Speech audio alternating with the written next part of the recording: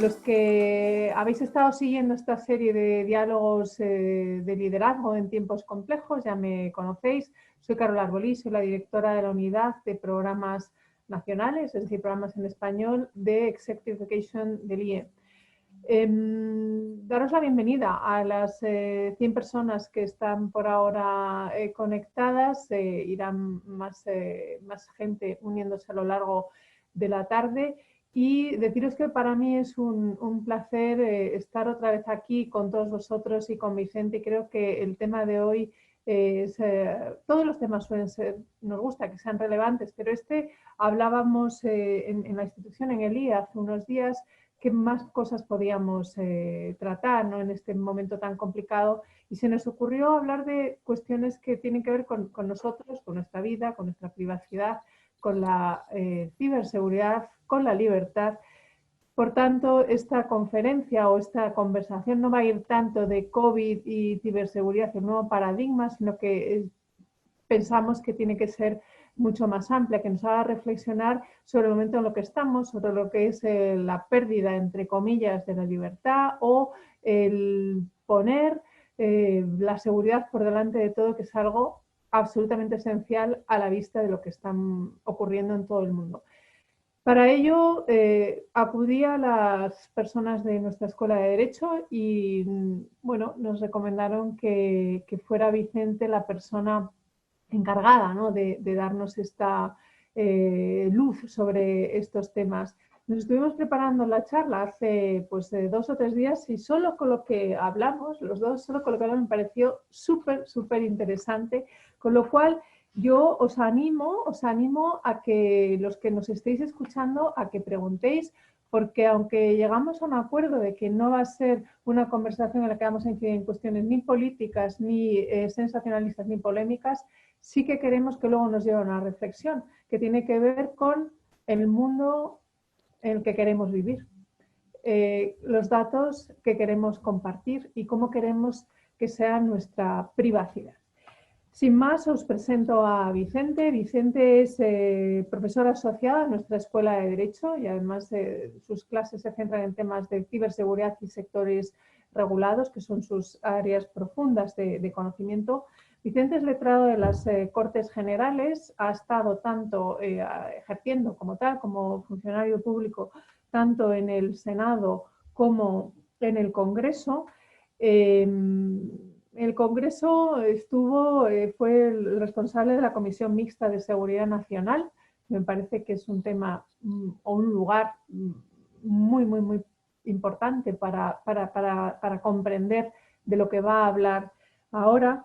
Y en cuanto a su actividad más allá de la puramente profesional como funcionario público, pues él tiene una gran vinculación con la docencia, no solo en el IE, sino que también es profesor en el Instituto Nacional de las Administraciones Públicas o en el CSD, que es la Escuela Superior de Formación del Ejército, ¿no?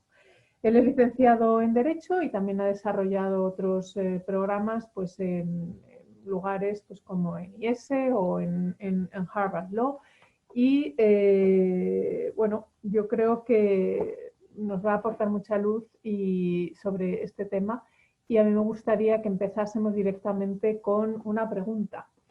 La pregunta que te quería hacer es, bueno, cuéntanos un poco cómo ves tú lo que es la ciberseguridad hoy en nuestra sociedad, cómo ha entrado de sopetón cuestiones como estas que los ciudadanos normales a lo mejor no tenemos tan en cuenta, y cuál es nuestra situación ahora como ciudadanos en relación con la ciberseguridad, habida cuenta la pandemia del COVID. Cuéntanos. Pues lo primero, muchas gracias, Carola, y al IE por esta iniciativa que me parece muy relevante. Como bien dices, estamos en un auténtico momento de disrupción.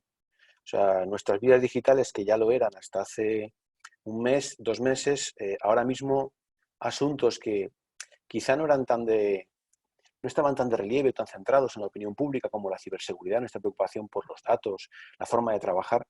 Esta pandemia ha traído de repente una disrupción y una transformación digital no planificada, no programada, y que evidentemente va a tener consecuencias.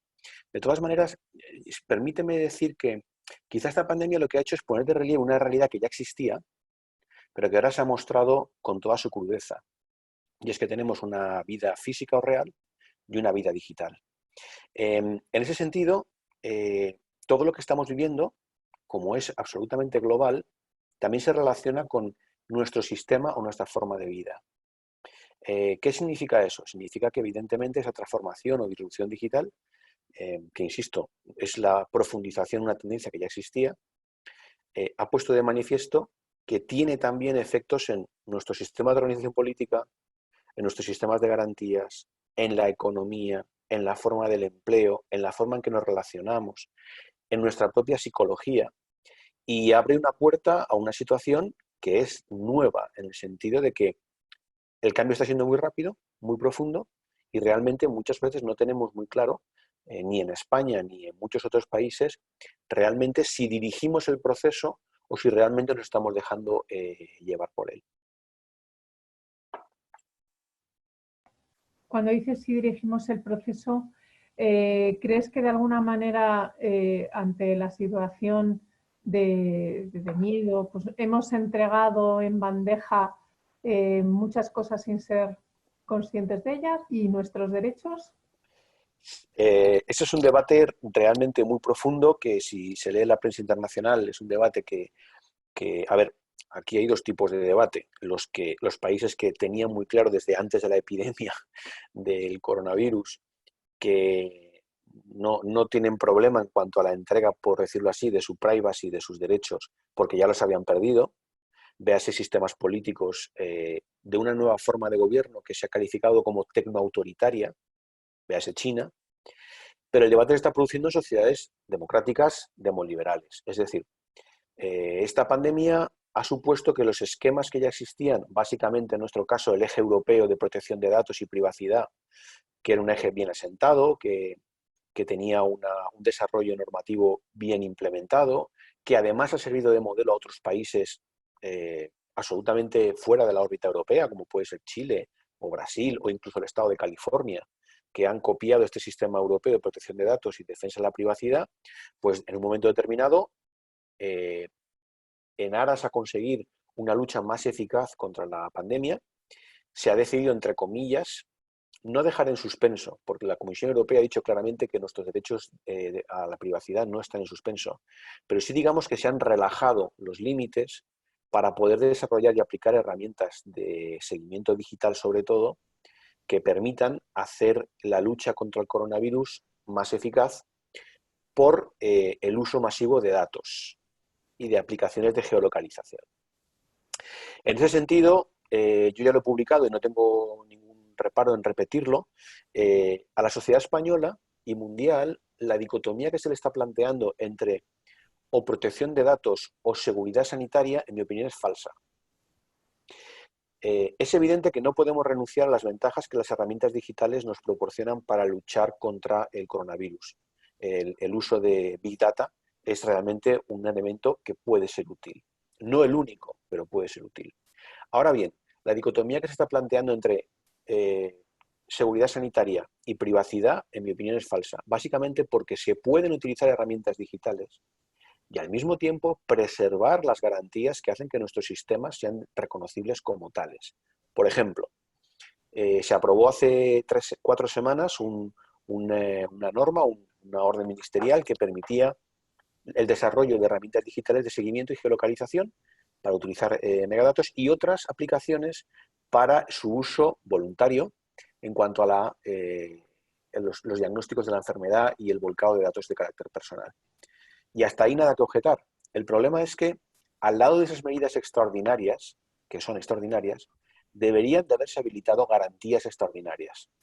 Por ejemplo, hace ya más de 20 años la ley de videovigilancia obligaba a que cada vez que se quiere videograbar imágenes en la vía pública, se convoque una comisión en cada delegación de gobierno, en la cual hay presente el presidente de la audiencia, el fiscal jefe y la delegación de gobierno. Y en esa comisión se decide qué videograbaciones se pueden hacer en la vía pública con las garantías, cuáles están justificadas y cuáles no.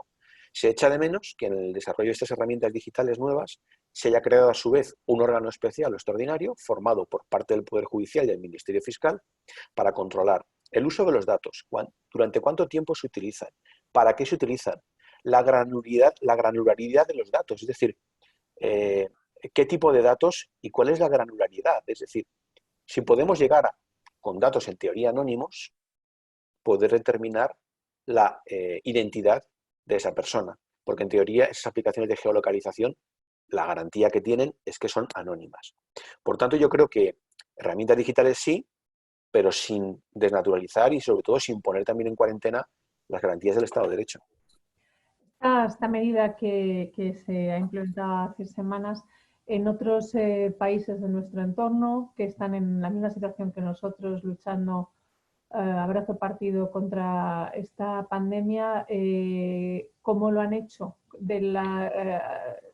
¿Cómo lo hemos hecho en España? Si estás al tanto de esto. Sí, bueno, hay dos culturas, por decirlo así. Lo que han hecho en los países del Lejano Oriente, Corea del Sur, Taiwán, Singapur, que bueno, digamos que tiene una cultura jurídica y política que no es la nuestra, porque en fin, son regímenes democráticos, pero con unos matices pues muy paternalistas, en los cuales el Estado es muy fuerte. Y otra cosa es cómo se está desarrollando en Europa. En Europa hay países que lo están haciendo, Francia ha puesto en marcha una, Alemania también ha puesto en marcha una, pero hay mucha controversia sobre la eficacia real de las medidas de seguimiento o herramientas digitales. Por ejemplo, aquellas que han sido desarrolladas como aplicaciones para que las personas vayan volcando sus datos personales, que puedan permitir que cuando tú tienes descargada esa aplicación puedas saber si has estado en contacto o no con una persona infectada, se basan en que voluntariamente un número importante de personas descarguen y acepten las condiciones de esa aplicación.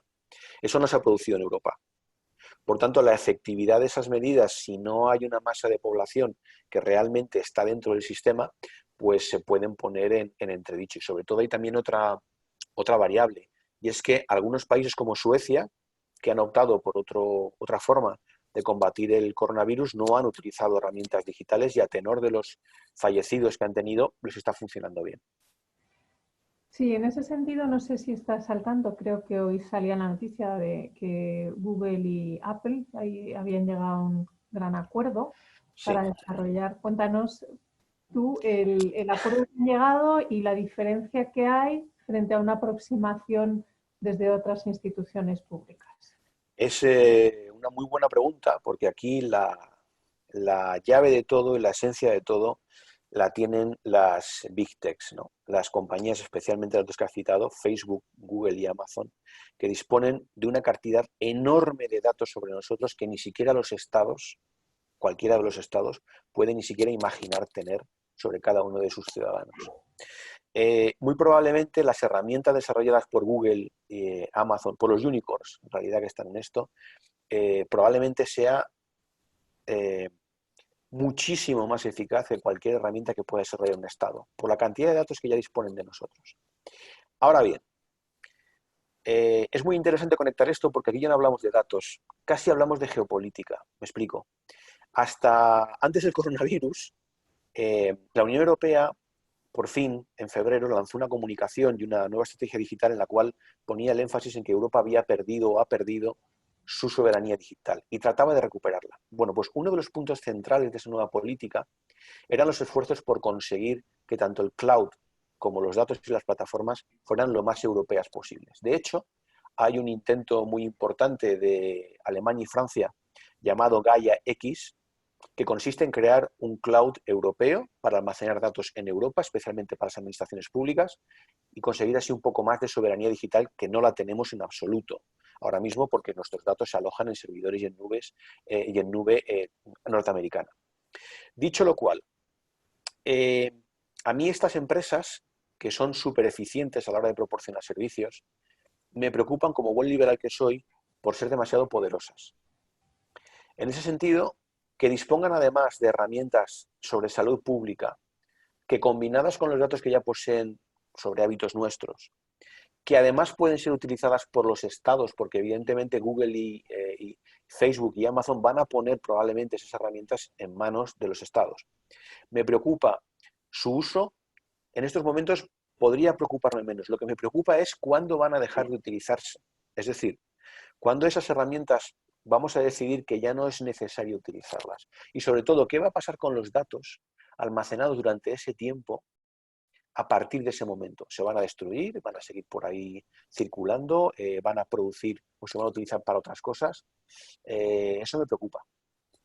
Sí, bueno, creo que el proyecto que es de Google y de Apple, el proyecto que tienen, el acuerdo es que los datos los guardarían durante 14 días nada más. Y es para identificar vía Bluetooth si tú has estado en contacto con alguien que haya tenido COVID. Sí. Pero claro, la cuestión aquí es hay un striptease total de tu privacidad.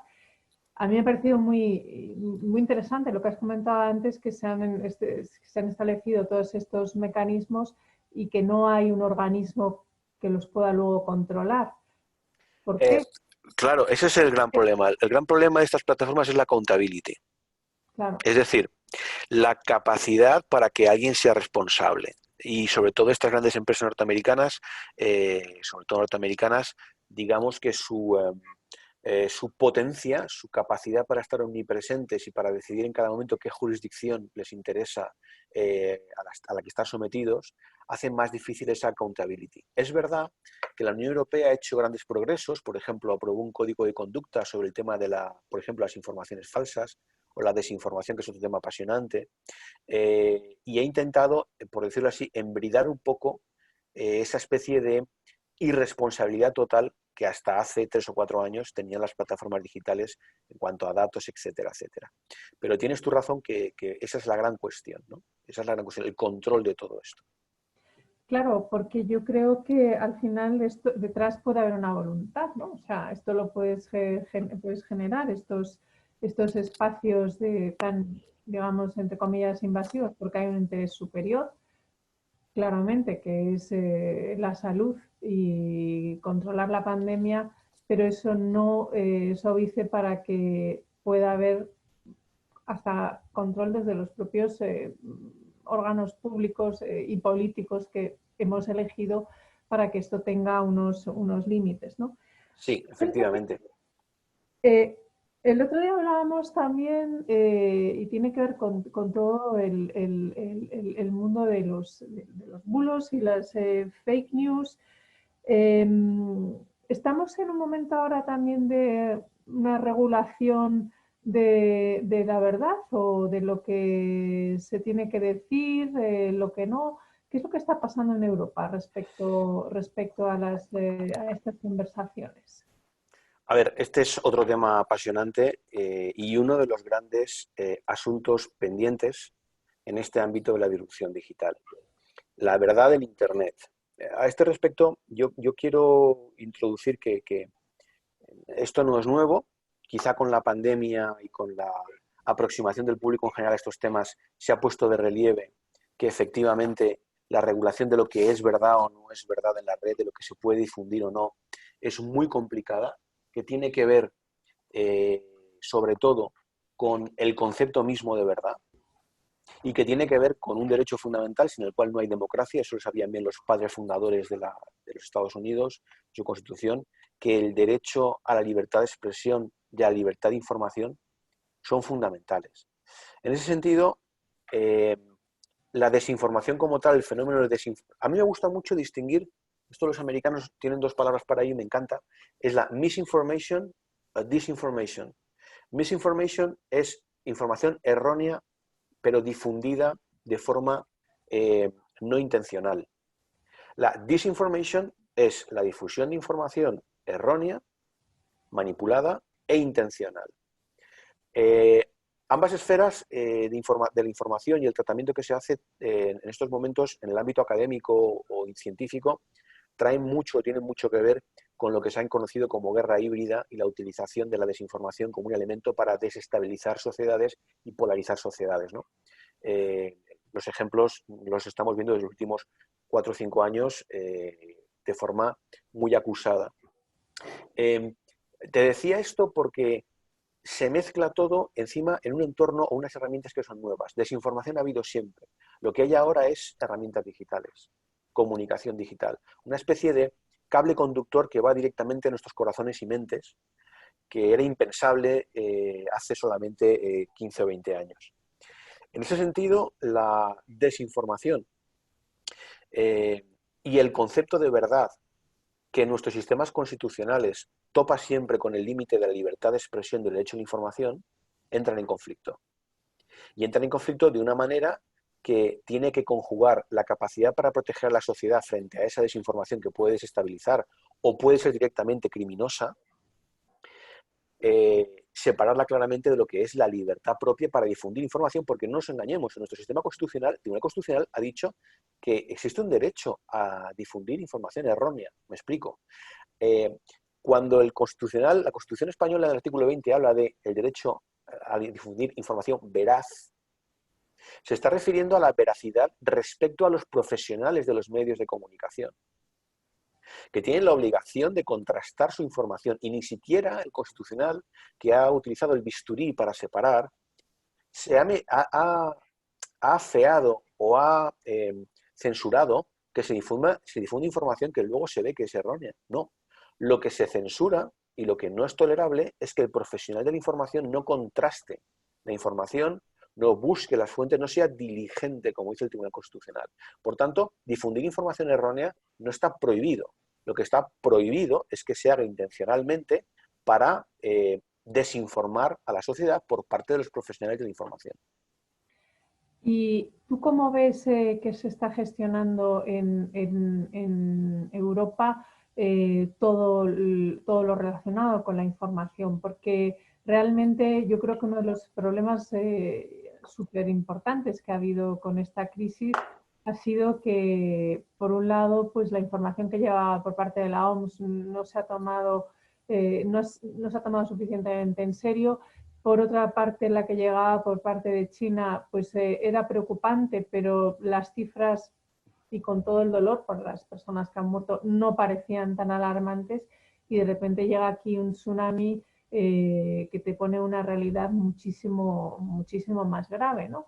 Entonces, ¿cuál es tu opinión respecto a lo que ha sido la gestión de la información en los distintos países Pues europeos? mira, Carola, es tan apasionante lo que ha pasado en materia informativa, y además pones el dedo en la llaga, que yo recomendaría, si alguien nos está escuchando que tiene voluntad para dedicarse al tema de la investigación jurídica, en el derecho o en la comunicación, que lo que está pasando en las últimas semanas es un auténtico caso de guerras informativas. Es uno de los primeros conflictos, no de los primeros, pero sí de los que se ven más de cerca y más visiblemente, lo que se conocen como conflictos en el ámbito cognitivo. Es decir, cómo las estrategias y contraestrategias de comunicación se van cruzando, de forma tal que lo que se busca conseguir, o lo que se busca, es conquistar un terreno, un nuevo teatro de operaciones, que es nuestras mentes, ¿no? En ese sentido, yo distinguiría dos planos. Por un lado, la gestión que se ha hecho de la información por parte de autoridades y gobiernos, por una parte, y por otro, la gestión de la información que se ha hecho en la sociedad, cómo las redes sociales han sustituido a los medios de comunicación tradicional, que quizás se opina que son todos demasiado unidireccionales, y la sociedad ha buscado métodos alternativos, sistemas alternativos. Problema, no todo lo que funciona en esos sistemas alternativos de información, redes sociales, ni es verdad, ni está contrastado. Es el famoso chiste aquel del New York Times de un perro que estaba tecleando en un ordenador y decía: lo bueno de Internet es que nadie sabe que yo soy un perro. Es el anonimato. Entonces, en ese sentido, yo donde pondría... Y sobre esto además es muy interesante porque los estados han reaccionado de distinta manera a esta avalancha de desinformación en la red. Alemania publicó hace 2 años una norma muy dura en la cual se incluían sistemas sancionadores para aquellas plataformas digitales que no fuesen diligentes a la hora de eliminar la información falsa. Pregunta a continuación: ¿qué es información falsa?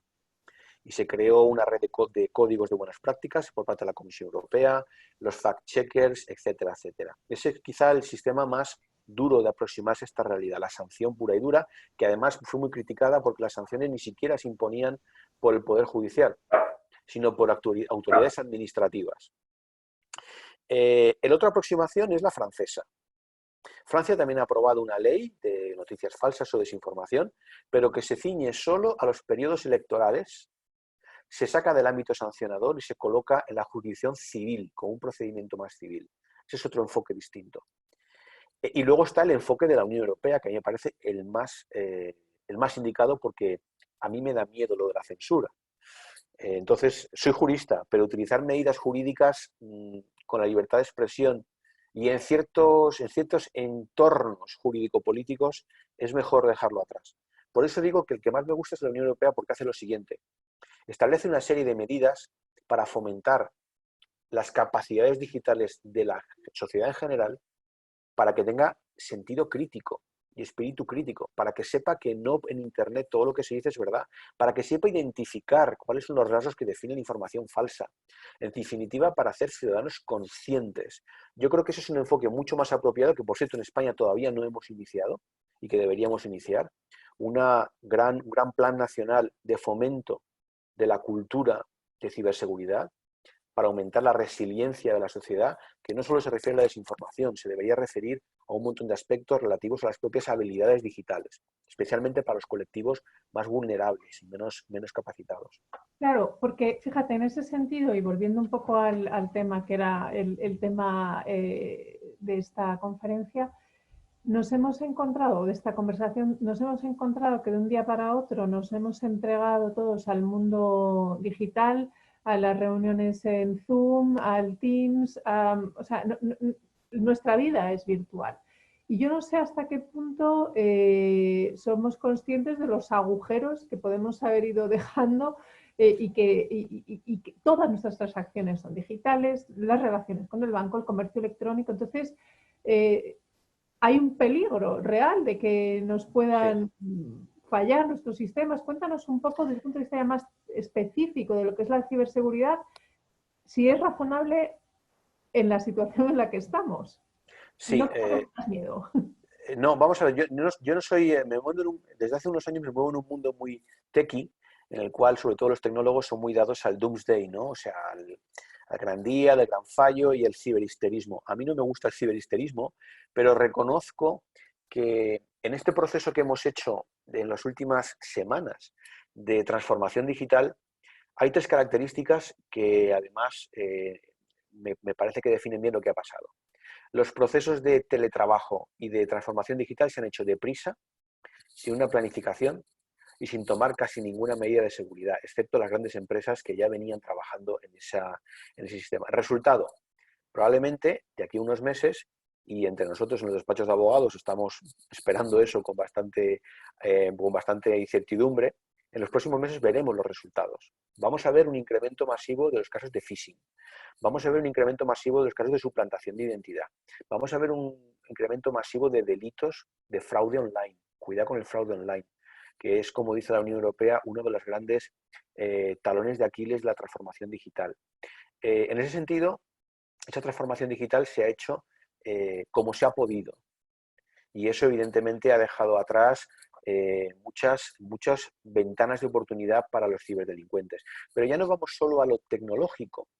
Es que tampoco, te sorprenderías, lo hablábamos el otro día, no voy a decir nombres, pero grandes entidades financieras y grandes compañías españolas del IBEX que no tienen, y les estamos elaborando, marcos de gobernanza de su ciberseguridad, con infraestructuras críticas, como operadores de servicios esenciales, y sí se han armado, por decirlo así, de la parte tecnológica, pero han dejado para más o para otro momento lo que es la propia organización dentro de la empresa, de la compañía, de cómo hay que estructurar ese marco nuevo de cumplimiento normativo, porque hay un nuevo marco de cumplimiento normativo, así lo dicen las normas europeas y las nacionales, en materia de ciberseguridad, que no es solo protección de datos, ni mucho menos. Muy interesante. Me plantean aquí te plantean a ti, no, a mí una pregunta que nos lleva a otro tema y no sé si vas a poder contestar.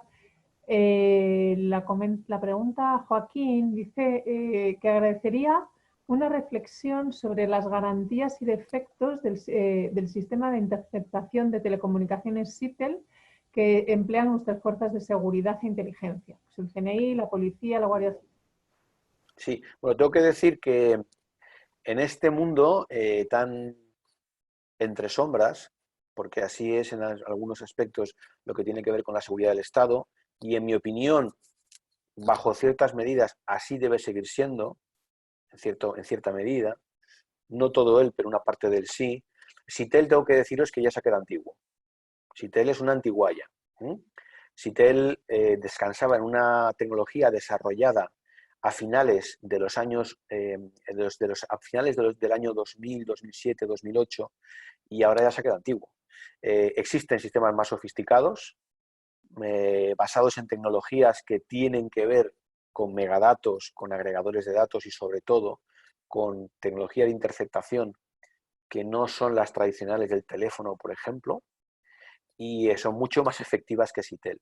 A ver, en ese sentido, yo que provengo de, bueno, de mis años en la Comisión de Seguridad Nacional, tengo que deciros que el país, España, no sabe, y muchos países no saben, la cantidad de cosas terribles que se evitan y que nunca salen a la luz por la utilización de este tipo de sistemas. Porque aunque no la gente no lo piense y estamos en un paradigma en el cual parece que todo el mundo es bueno, no, el mal existe. El mal existe y hemos de protegernos contra el mal. El mal adquiere muchas formas, por decirlo así, en una categoría casi filosófica o moral, pero los que van de uniforme y se dedican a protegernos y otros que no van de uniforme y que también lo hacen, tienen que utilizar herramientas tecnológicas porque el mal o los que amenazan nuestro sistema, nuestras libertades, están en el sistema. Es decir, los terroristas islámicos, por ejemplo, han utilizado durante mucho tiempo y siguen utilizando Internet para tres fines, básicamente. Primero, como sistema de financiación. Segundo, como sistema de propaganda. Tercero, como sistema de comunicación segura entre ellos. Y cuarto, como sistema de mando y control. Eso significa que no se puede combatir estas formas sofisticadas de criminalidad si no se está en la red y si no hay una cierta intromisión o una cierta línea que hay que cruzar de vez en cuando para poder combatir esas formas sofisticadas de criminalidad y esa amenaza a la seguridad del Estado. Ahora bien, dicho lo cual, hay que hacerlo con las garantías de un Estado democrático. Claro, ahí en este momento que es crítico, nos preguntan, vamos, te preguntan que cómo se puede conciliar el uso de de los datos personales que están bajo una protección jurídica con la necesidad de acceder a ellos para luchar contra la pandemia, ¿no? ¿Dónde podríamos poner el límite? Pero facilitando que cada uno, vamos, que las instituciones hagan su trabajo y la pandemia sea cada vez más fácil de controlar. Yo lo resumiría con una frase. Puede que nuestras vidas estén confinadas, incluso algunos dicen que estamos en arresto domiciliario. Puede que tengamos que combatir la pandemia, pero lo que no debe estar en cuarentena ni confinado es el Estado de Derecho. Me explico. Del mismo modo que los servicios esenciales de sanidad, de seguridad, etcétera, siguen funcionando, funcionan, la justicia, que en mi opinión ese ha sido un tema que habría que hablar largo y tendido, no debería haber paralizado su funcionamiento. El Parlamento no debería, bajo ningún concepto, haber paralizado su funcionamiento. Podríamos haber ido quizá a fórmulas de participación un poco más telemáticas o haber tomado medidas de seguridad físicas de otro tipo, pero ahora ya el Parlamento, el Congreso de los Diputados vuelve otra vez a su actividad normal, pero durante 3 semanas no hemos de olvidar que ha estado prácticamente a actividad cero. En ese sentido, nada tenemos que temer si el uso extraordinario de estos datos por una medida puramente puntual está sometida a control. Y los controles en un Estado democrático son la justicia, los jueces, los fiscales y, en último extremo, el control político que se lleva a cabo del gobierno de la coalición de gobierno, en este caso, a través del Parlamento. Los mecanismos, por otra parte, que conforman un Estado de Derecho desde que los ingleses lo definieron hace 200 años y que pueden cambiar de herramientas, pero su filosofía de funcionamiento sigue siendo la misma. Si eso funciona bien, no tenemos nada que temer. Otra cosa es que deje de funcionar o funciona a medio gas. Entonces sí que la ciudadanía, y ahí vamos nosotros, y ahora me quito el gorro de letrado de Cortes y de trabajar en el Congreso de los Diputados, debemos ser ciudadanos conscientes y ciudadanos vigilantes. ¿Y cómo lo articulamos? O sea, ¿cómo se puede articular esto? Porque una de las cosas que, vamos, que ocurren, ¿no? Te asomas a la ventana y, o sea, ya empieza a haber cierta, bueno, cierta crispación, la gente necesita explicaciones, pero cómo, de alguna manera, los ciudadanos, eh, ¿cómo podemos ejercer esa responsabilidad de mantener nuestros derechos? A ver, es una situación ¿Cuándo? compleja, sí. ¿Cuándo? Sí, es una situación compleja sobre todo porque además a esto se le une lo que nos viene encima, que es una tremenda crisis económica que va a suponer que las cuadernas de nuestro sistema, por utilizar un símil marítimo, van a crujir en todos los sentidos. No solo en las cuentas públicas, que por supuesto, y ahí nos va a venir muy bien entre nosotros estar anclados a la Unión Europea, eso nos va a dar seguridades que quizá internamente no podríamos tener. En segundo lugar, va a suponer una gran tensión social, eso va a venir. Va a suponer inestabilidad política, más de la que ya teníamos hasta ahora. Y va a suponer también que entre nosotros, los ciudadanos de bien de este país, tienen que arrimar el hombro una vez más, porque muchas veces los ciudadanos no son conscientes del poder que tienen. Eso otras sociedades sí lo saben bien. A nosotros nos cuesta más por nuestra historia, por el tipo de sociedad que somos, y en ese sentido lo que creo es que hay que estar vigilantes. ¿Cómo? Bueno, en primer lugar, exigiendo y demandando que los servicios públicos funcionen bien. Es un derecho que tenemos y tenemos derecho a una administración que funcione. Y si no funciona, habrá que exigir a los responsables que pongan medios a la administración para que los funcionarios públicos, que insisto, a pesar de los tópicos y a pesar de las fáciles caricaturas, os aseguro que en la administración, sobre todo el Estado, hay unos tremendos profesionales que muchas veces hacen más allá de lo que tendrían que hacer, al lado de otros, evidentemente, que no hacen lo que tienen que hacer, pero que ese núcleo que tira de la administración existe. Por tanto, eso por una parte. En segundo lugar, siendo conscientes e informándonos de lo que pasa, porque solo informándonos de lo que pasa podemos tener un juicio crítico sobre lo que tenemos delante y, sobre todo, no ser permeables a las campañas y las guerras informativas que estamos sufriendo.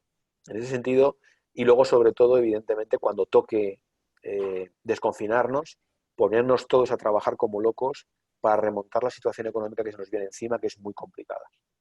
Bueno, eso de empezar a trabajar como locos, yo creo que los que estamos haciendo teletrabajo, Sí. o sea, esto del teletrabajo es un invento excelente porque te da esa flexibilidad, sobre todo cuando puedes salir y puedes entrar. Cuando estás todo el rato confinado en tu casa, al final el teletrabajo te echas muchísimas horas y yo creo que afortunadamente mucha gente podemos teletrabajar y bueno, y seguiremos haciéndolo en cuanto empiece a haber una salida un poquito más abierta, ¿no? Te pregunta aquí Ramón, a quien saludo, Ramón Puga, que es antiguo alumno del IE, dice sus reflexiones que en estos momentos de crisis pues hay mucha más debilidad y las instituciones pueden estar sometidas a mucho más estrés, tanto las públicas como privadas. Si tú crees que hay un riesgo, puede haber un riesgo de que entonces pues, se aprovechen más los ciberdelincuentes para hacer más ciberataques en estos próximos meses. Si tú crees que se va a ver. Completamente de acuerdo. De hecho, ya se está viendo. Nosotros estamos notando, por lo menos en el despacho, estamos notando un incremento de las solicitudes de información sobre qué se puede hacer contra el fraude online. Se están suplantando identidades. Al trabajar desde casa, ninguna empresa o la mayoría de las empresas no tiene una política de dispositivos propios. Está trabajando mucha gente desde sus propios ordenadores particulares, sin que esos ordenadores estén de alguna manera blindados por la propia empresa para que no haya intromisiones. Estamos utilizando redes wifi, cuidado con los wifis, no los de casa, básicamente los públicos, pero también los de casa. Es necesario cambiar las claves cada cierto tiempo.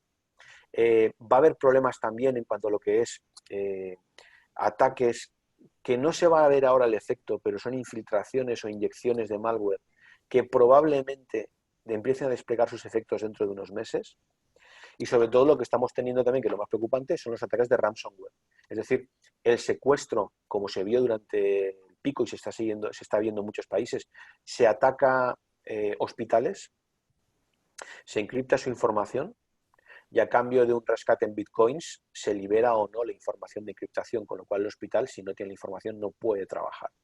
Esto es lo más preocupante ahora mismo y son ataques criminales que deberían ser perseguidos no ya desde autoridades nacionales, sino de forma internacional, porque casi podría determinarse que en caso de que se produzcan víctimas, muchas víctimas, serían crímenes contra la humanidad incluso.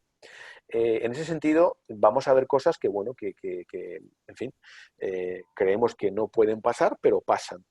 De ahí que, sin caer en la histeria, sin renunciar a estas maravillosas herramientas digitales, hemos de ser un poco conscientes. Y eso empieza con los pequeños gestos. Es decir, ¿tengo yo necesidad de descargarme esta aplicación cuando puedo realmente meterme en Internet cada vez y utilizarla y no descargarla? Puedo hacerlo. ¿Qué necesidad tengo yo de ceder datos para acceder a esta otra aplicación, información, que tampoco me interesa tanto? No lo hago. Cambio las claves cada X tiempo. Tengo cuidado con los sitios web que visito, etcétera, etcétera, etcétera. Tiene que formar parte de las rutinas y forma parte de esa cultura de ciberseguridad que entre todos hemos de ir adquiriendo.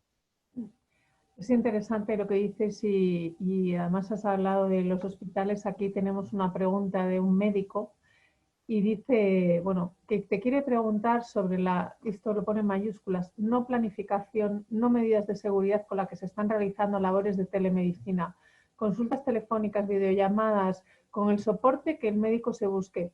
Hay que decir, yo ayer hablé con una amiga, una muy buena amiga que es médico y me contó cómo estaba haciendo las consultas desde su teléfono privado, por supuesto, el sábado, el domingo, porque esta enfermedad no tiene fines de semana y me sorprendió. Sigue la pregunta. Consultas telefónicas, videollamadas, con el soporte que el médico se busque. ¿A quién debemos de pedir los médicos responsabilidades? Hay que entender que nosotros tenemos que seguir atendiendo y nos desatendemos nuestras propias espaldas, merced a las buenas voluntades. Entonces, ¿a quién tendrían que pedir responsabilidades los médicos? Bien, vamos a ver, dos partes de la pregunta. Esto que está planteando este doctor, que además aprovecho para agradecer en su nombre a todos los que se están dejando la piel y que son lo mejor de la sociedad española, sin duda, todos aquellos que están ahora mismo en la primera línea, agradecer en su nombre a todo este colectivo. Por una parte, esto que está ocurriendo con los doctores y con los médicos es común a toda la sociedad.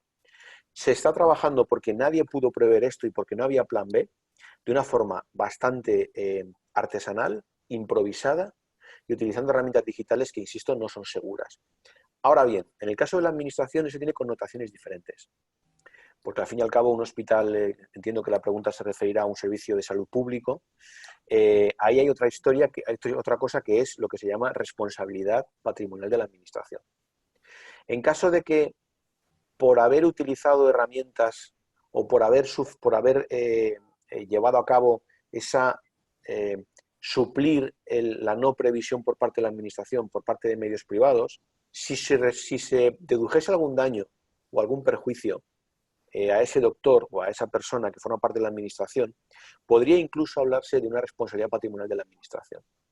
E incluso el paciente que es atendido a través de este sistema, y en el caso de que quisiese demandar a la administración por una atención mal dada o porque no se le ha podido atender como debería atender con garantías por utilizar estos medios, se podría estudiar la posibilidad de que haya una responsabilidad patrimonial del Estado por no haber proporcionado los medios, siempre que el daño sea real, que sea imputable a la acción o inacción de la administración y que, por supuesto, sea cuantificable, ¿no? Esta es la vía del derecho administrativo tradicional. Pero déjame añadir que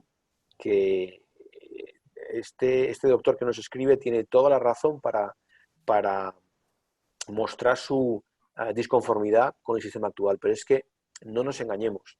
Era muy difícil, y hemos de mirar alrededor del resto del mundo, prever la magnitud, rapidez y contundencia de esta pandemia. Es verdad, y yo así lo opino, que se perdió mucho tiempo en el mes de enero y febrero y que se podrían haber hecho las cosas de forma distinta. Pero también es verdad, si nos fijamos alrededor, que hay países que lo han hecho mucho mejor, hay países que lo han hecho peor, pero todos han tenido situaciones complicadas como esta. Me preguntan por aquí, si tú crees que debería haber alguna regulación supranacional en temas de ciberseguridad para garantizar que se lucha en la misma dirección. ¿Tú crees que eso es posible? Pues es una buenísima pregunta, porque si Internet es un fenómeno global, la única forma de, entre comillas, embridar un poco esta nueva realidad sería el acuerdo internacional. Y ahí hay dos planos. Por una parte, lo que más a mí me preocupa, que esto llegará y no lo vamos a tardar mucho en ver, es lo que corresponde, también por mi otra variable de entre comillas, afección por los temas que tienen que ver con la defensa, tiene que ver con el conflicto armado en el ciberespacio. Lo vamos a ver. Y no serán solo campañas de desinformación, serán ataques cinéticos, con efectos cinéticos sobre una central nuclear o una presa o una red de transportes. Lo veremos.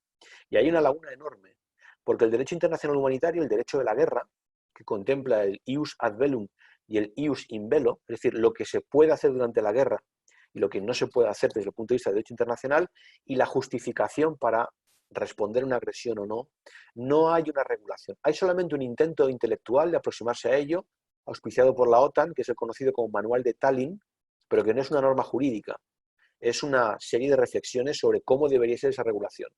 Y tengo la mala noticia que daros que las grandes potencias no tienen ningún interés en regular el conflicto en el ciberespacio. Esto en cuanto a la guerra puramente dicha. Vamos a lo otro, a la persecución del crimen en el ciberespacio. A ese respecto tengo que decirte que hay ya cosas que funcionan bien. Por ejemplo, el convenio de Budapest, auspiciado por el Consejo de Europa, que permite la persecución transnacional de crímenes o delitos que se cometen más allá de las fronteras de una forma rápida y eficaz para algunos delitos específicos. Y es una cooperación judicial reforzada. Han firmado más de 68 países y creo que es un buen botón de muestra de que en Europa, pues cuando nos ponemos, hacemos las cosas bien. La Fiscalía utiliza este sistema de cooperación internacional privilegiada muy habitualmente, supone la congelación de las evidencias digitales con una inmediatez tremenda para que las pruebas no desaparezcan y además de forma transnacional, y en ese sentido eso funciona bien, pero queda un tercer paso, y a ese respecto quiero llamar la atención sobre una iniciativa muy interesante que merece la pena ser apoyada, porque reúne esfuerzos de empresas, estados, sociedad civil, instituciones educativas, que es lo que se denominó la Paris Call, la llamada de París. Es un intento que hizo Naciones Unidas con apoyo del gobierno francés y de las grandes empresas tecnológicas, Microsoft, Apple, Google, Amazon, para poner el derecho internacional como una pieza central que debe ser la pieza fundamental que regula lo que ocurre en el ciberespacio. De momento se ha concretado en varios congresos, en algunas reuniones y sobre todo en el intento de poner de relieve que el derecho internacional no puede quedar exento a la regulación del ciberespacio. Si entendemos que el ciberespacio no puede seguir siendo una especie de Dodge City, ciudad sin ley. Bueno, voy para terminar, si te parece, Vicente, nos acabas de hablar pues, de organismos supranacionales, regulaciones. Vamos a hablar del individuo. Yo voy a compartir una reflexión contigo. Cuando empezó todo el tema del COVID y veía las imágenes, recuerdo que comenté con mi marido, y bueno, fíjate lo que está pasando en China, ahí claro, lo pueden hacer. Pueden hacer cerrar una ciudad, nadie se mueve, nadie en la calle porque es una dictadura. Mi pregunta ahora es, ¿tú crees que los sistemas democráticos occidentales, que son eminentemente garantistas, cómo van a salir parados cuando esto empiece a resolverse? Desde el punto de vista de lo que son nuestros valores y nuestros sistemas de funcionamiento. ¿Qué es lo que va a cambiar? Desde el punto de vista político, ¿está la democracia liberal occidental en peligro? ¿Podremos recuperar los espacios perdidos? ¿Cómo lo haremos? Quiero que nos compartas esa reflexión. Pues has puesto el dedo en la llaga, es decir, esta es la gran cuestión que ahora mismo hemos de resolver entre todos, ¿no? Yo separaría planos. En primer lugar, yo creo que esta crisis del COVID va a tener efectos psicológicos, es decir, va a cambiar un poco el paradigma. La gente va a buscar más seguridades, pero no solo en materia digital o seguridades en su vida. Otra forma de enfocar quizá durante un tiempo prolongado de tiempo, durante un tiempo prolongado en los próximos años, va a tener quizá otra percepción de la realidad, en la que busque seguridades. Claro, cuando un ciudadano tiene problemas de verdad, o una sociedad tiene problemas de verdad, no va a que le resuelva el problema la globalización o Google o Facebook, no, va a su gobierno y va a su Estado, como hace más de 500 años. Para los grandes problemas están los Estados. Y ahí está la cuestión. Es muy probable, y yo creo que va a ocurrir así, haciendo un poco de perspectiva, que durante los primeros meses veamos una extensión bastante importante de las capacidades de los estados regulatorias, de fomento, etcétera, etcétera, porque básicamente además la economía lo va a necesitar. Pero muy probablemente, y no tanto por la realidad nacional española, sino por el marco europeo en el que estamos anclados, las cosas creo que volverán a su sitio, en el sentido de que la economía volverá a ser una economía no intervenida, nuestros sistemas de derechos y libertades, por supuesto, volverán a estar los saludables que estaban hasta hace unos meses, las garantías volverán a estar a pleno rendimiento, y si algún país o alguna corriente política tiene la tentación de no volver a la situación, a la casilla de inicio, yo creo que la presión de la sociedad, la presión de las instituciones europeas y de los marcos de gobernanza en los que estamos inscritos, y sobre todo la eh, voluntad decidida de ciudadanos conscientes hará que ese posible peligro se conjure. Esa es mi opinión. Y además en esto confieso que soy un poco optimista, pero creo que eso lo veremos antes, más pronto que tarde. Muchas gracias, Vicente. Y otra pregunta más. ¿Tú cómo crees que la pandemia va a influir en la regulación específica de temas de seguridad, de ciberseguridad? O sea, si va a haber un cambio en la en la aproximación actual para mejorar nuestros sistemas, cuéntanos. Sí, vamos a ver. Lo que va a ocurrir con el COVID es que va a acelerar procesos que ya estaban en marcha. Es decir, la Unión Europea desde hace 5 o 6 años ya ha puesto en marcha, ya ha aprobado un paquete de medidas, tanto a nivel de directiva como de reglamento, que van a incluir obligaciones tanto para empresas como para administraciones públicas en materia de ciberseguridad. Ya existe, hay un reglamento de ciberseguridad aprobado en abril, la directiva NIS, la transposición de la directiva NIS, en nuestro caso, un Real Decreto Ley, el 12/2018. O sea, se va a crear un marco que ya existe, ya existía una capa previa de protección de datos, el Reglamento General de Protección de Datos, a la que se va a superponer ciberseguridad que no tiene que ver con los datos, sino con otras cosas. Eso por una parte. Por lo tanto, lo que va a hacer es acelerar probablemente. A ello se une otra variable europea, y eso preocupa mucho en Bruselas, como decía antes, que es la variable de soberanía digital. Si Europa no se toma en serio, que no puede perder estar a la vanguardia también en estos temas y se deja abandonada en manos, entre comillas, de Estados Unidos y China, no inventando nada, no desarrollando nada y estando en sus manos, Europa tiene perdida la partida. De hecho, ya se ha entendido y en febrero se aprobó la estrategia para la estrategia industrial europea 4.0, básicamente, y todo hay que decirlo, por presión de Alemania, que se está dando cuenta que su enorme potencial industrial puede quedar obsoleto o desfasado por no haber sido o no haber estado a la cabeza de la disrupción digital. Y por otra parte, Europa pretende también, y ahí la nueva comunicación sobre inteligencia artificial, ser un lugar en el cual los desarrollos tecnológicos cuenten con una variable ética y con una variable jurídica. Y creo que ese es el enfoque adecuado. Más que nada para hacer la tecnología más humana y que todos estos temas que tú hemos estado planteando, Carola, y que también nos preocupan, de el ser humano está en el centro de todo, el ser humano no es una herramienta más, es el protagonista. Lo demás, las herramientas están a su servicio y no al revés.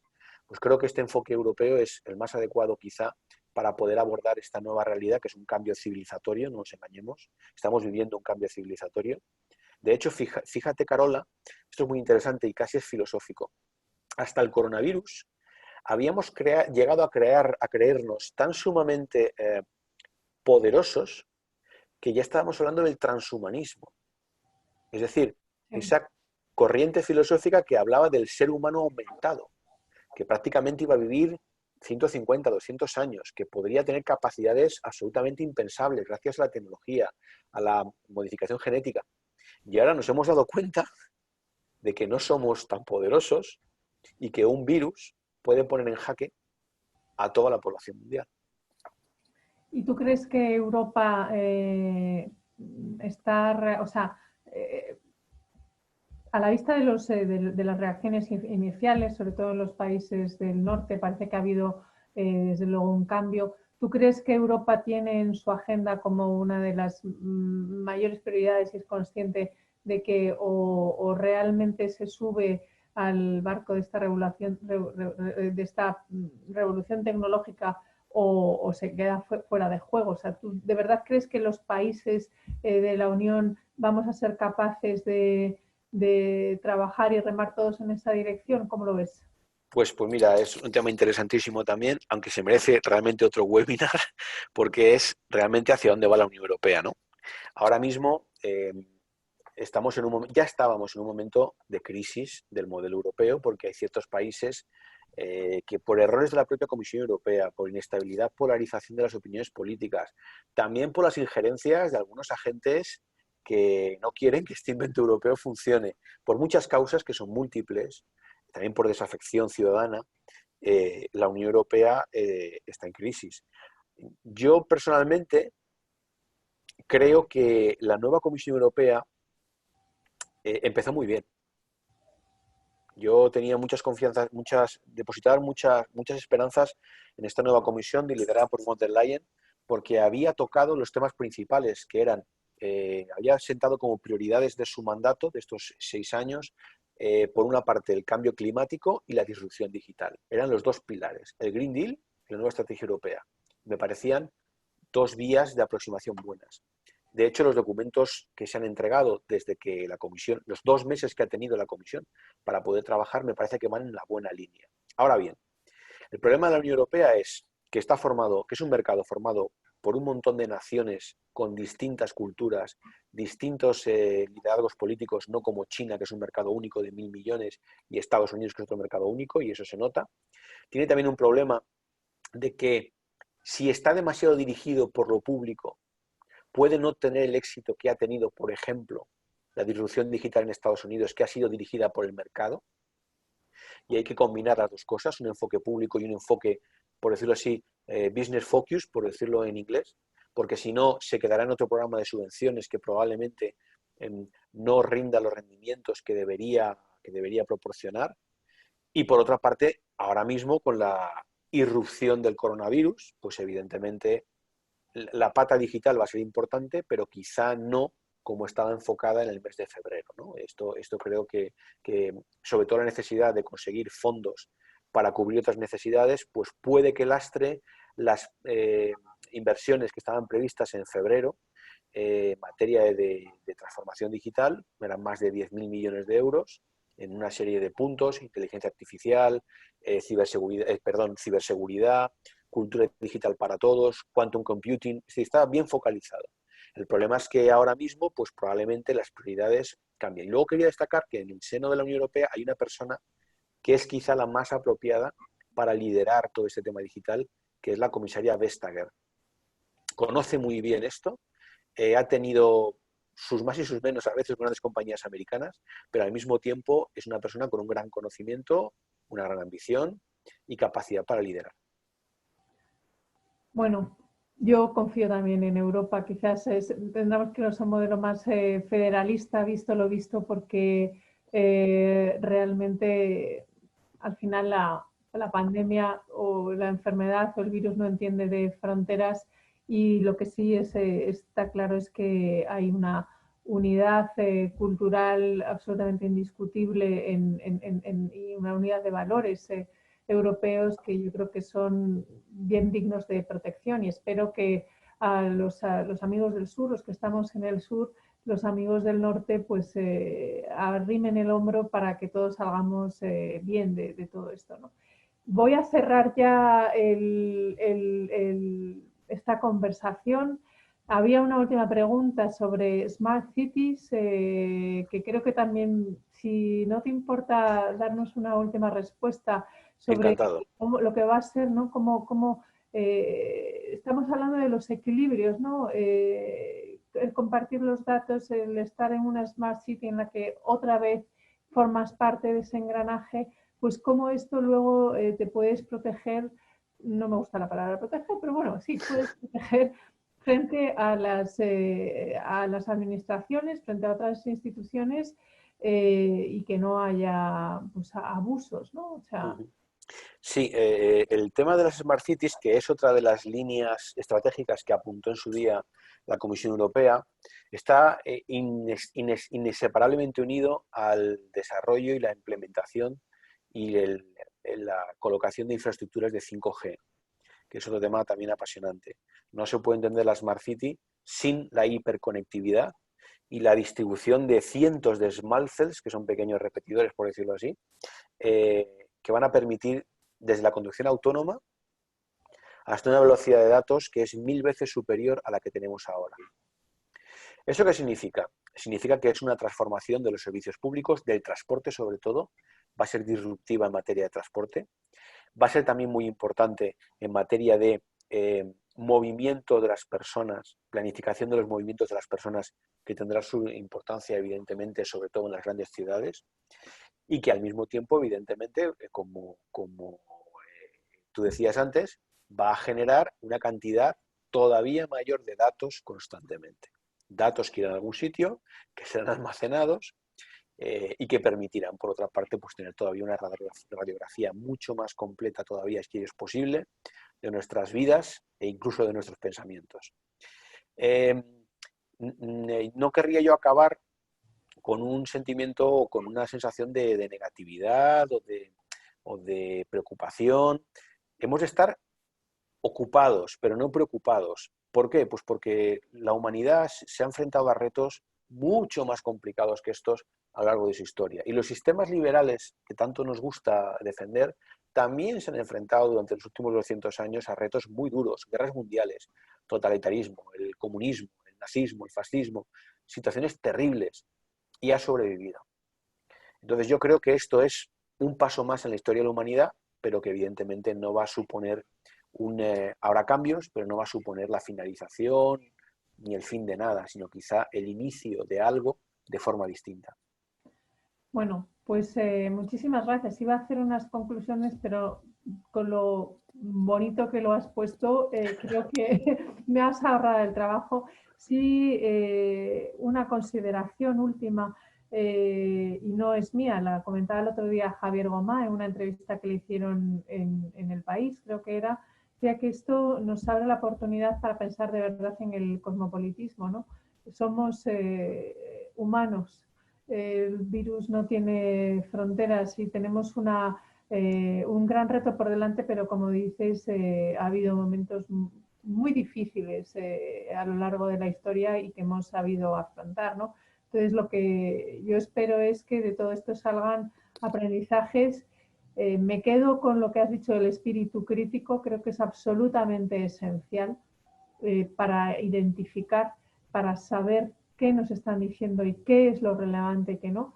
Y por último, pues nada más que darte las gracias. Hay aquí unos mensajes excelentes, puedes leer el chat, que ha gustado muchísimo tu intervención. Y a vosotros, los participantes que estáis por aquí, pues os convoco a la próxima, que no sé exactamente cuándo va a ser, pero que espero que sea igual de interesante que esta. Gracias, Vicente, y seguimos hablando. Muchísimas gracias a vosotros y un abrazo muy fuerte. Gracias.